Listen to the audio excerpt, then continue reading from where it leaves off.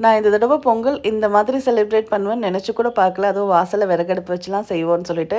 எதார்த்தமா ஒரு ஸ்பார்க் வந்தது முன்னாடி நாள். சரி ஓகே நம்ம பானையில இந்த தடவ வாசல்ல வச்சு பார்ப்போம். குழந்தைக்கு இத சொல்லிக் குடுப்போம் அப்படின்னு சொல்லிட்டு தான் பானைய வாங்கிட்டு வந்து ஓவர் நைட் ஊற போட்டு நைட்டே கோலம்லாம் போட்டு வச்சுட்டோம். காலையில எழுந்து சாமிக்கு விளக்கெல்லாம் ஏத்திட்டு, வாசல்ல பூவெல்லாம் போட்டு ஒரு அழகான கோலம் போட்டுட்டு, அதுக்கு நடுவுல மண்ண கொட்டி தான் நான் இன்னைக்கு வந்து பொங்கல் வைக்கலான்னு பிளான் பண்ணேன்.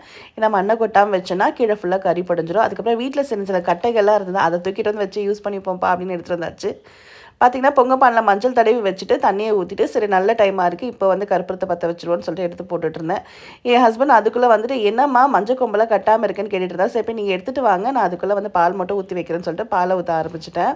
பால் ஊத்திட்டு, சரி பொங்கி வரட்டும்ன்னு வெயிட் பண்ணிட்டு தான், இவரு அதுக்குள்ள மஞ்சளும், அதுக்கப்புறம் இஞ்சியும் எடுத்துட்டு வந்து கட்டிட்டு, கரும்பெல்லாம் அழகா கட்டி விட்டா, இது செட் பண்ணதுக்கப்புறம் தான் பொங்கல் ஃபீலிங்கே சூப்பரா வந்தது. பால் நல்லபடியா பொங்கி வந்துருச்சு. பொங்கி வந்தோனே, "பொங்கலோ பொங்கல், பொங்கலோ பொங்கல்" நாங்க 3 பேரும் சேர்ந்து கத்திட்டு இருந்தோம். ரொம்ப ஹேப்பியா இருந்தது. அதுக்கப்புறம் நல்லா பால் பொங்கி வந்ததுக்கப்புறம் நான் அரிசி போட்டுட்டு, சரி நான் கிண்டலாமேன்னு பக்கத்துல இருந்தா, என் பையன் கிடுகிடுன்னு வந்துட்டான். "அம்மா நான் பார்த்துக்கிறேன்ம்மா, நான் பார்த்துக்கிறேன்" அப்படின்னா, "கொஞ்ச நேரம் இருடா, அப்பா கொஞ்ச நேரம் பார்க்கட்டும், நீ ஏதாவது சாப்பிடுன்னு" சொல்லிட்டு அவன அனுப்பிட்டு இருந்தேன். அதுக்குள்ள என் ஹஸ்பண்ட் பார்த்துட்டு இருந்தாரு. இது வந்து ஃபேமிலியா சேர்ந்து பண்ணும்போது ரொம்ப சந்தோஷமா சாதாரணமா கிச்சன் பக்கம் 2 பேருமே வரமாட்டாங்க. நான் மட்டும் தான் குக் பண்ற மாரி இருக்கும்.